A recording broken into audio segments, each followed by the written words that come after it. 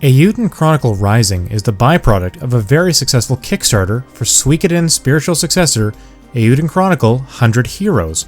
A 2.5D action RPG, as opposed to the latter's turn-based style, Rising starts slowly and constantly gets in its own way by forcing you to return to the town of New Nevea all too often, sometimes simply to check in with a townsperson or two.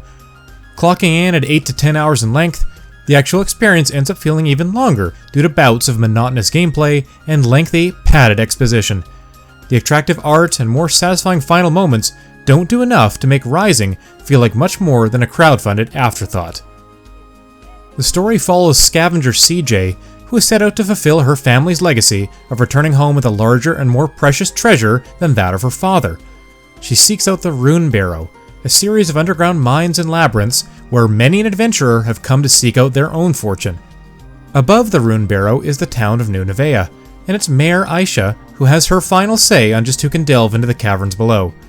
It's also Aisha who entices CJ into helping her assist the villagers with a variety of requests as a way of earning an explorer's license, which would allow CJ to continue her personal quest in earnest. Part of Aisha's scheme involves a stamp card, and it turns out that CJ gets massively caught up in collecting stamps from townsfolk she helps. I hope you like completing side quests, because that's what you'll spend most of your time doing here. Much of Eiyuden Chronicle Rising involves accepting a task from an individual in town and then heading into one of the main areas outside its walls, such as the Great Forest or the Quarry, to collect a particular material or item. Since many of the main quests are almost indistinguishable from the requests you regularly pick up, the experience as a whole ends up feeling quite grindy, almost like a mobile game. Every completed request awards experience points. Most provide money and items as well. You also start out with a silver stamp card that takes about 30 stamps to fill up, which then converts to a gold and then a platinum card.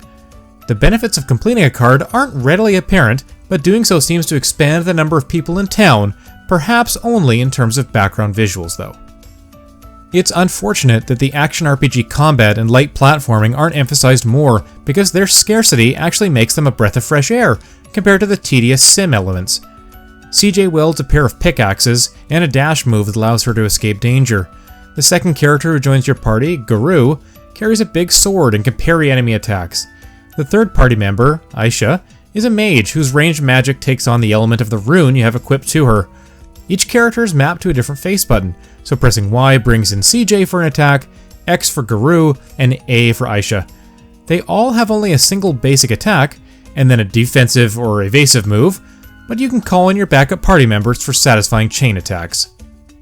The progression of the story and your individual characters is inextricably linked to the town's development.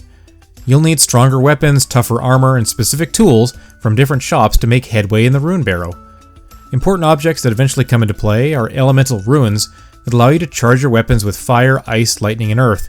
These make you more capable of dealing damage to specific enemies, but also allow you to break down elemental barriers in the spaces outside of town. By exploring the Quarry more, you can collect rare materials and further upgrade your equipment. The issue is that there isn't enough gameplay or challenge in Rising to make dedicated exploration and obsessing over the requests of the citizens of New Nevea a worthwhile endeavor. In other words, because so many of the side quests are of the fetch variety, and because the only real difficulty spike comes with the final boss, it doesn't feel all that gratifying to check off all the boxes the game throws at you. Another double-edged sword is the map and fast travel system of Eiyuden Chronicle Rising. While it's easy to skip around to different districts of the town, later areas of the Rune Barrow abandon the convenient fast travel in favor of forced backtracking and numerous jumps between checkpoints. The back half of the game feels padded because you have to walk back and forth through the same areas over and over, and there isn't enough visual or enemy variety to make such excursions enjoyable. Also related to traversal is the fact that running through town blurs the background text, so you can't even read the names of store signs or people unless you stop moving.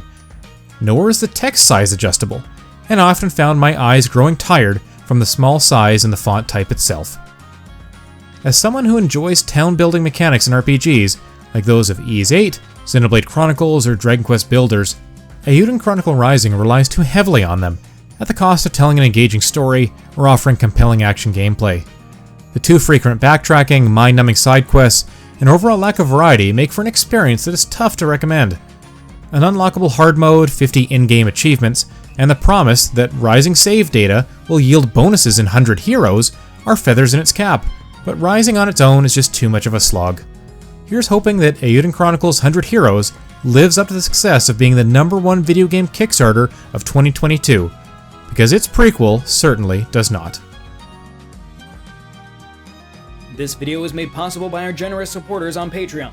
Check out patreon.com/NWR for all the details.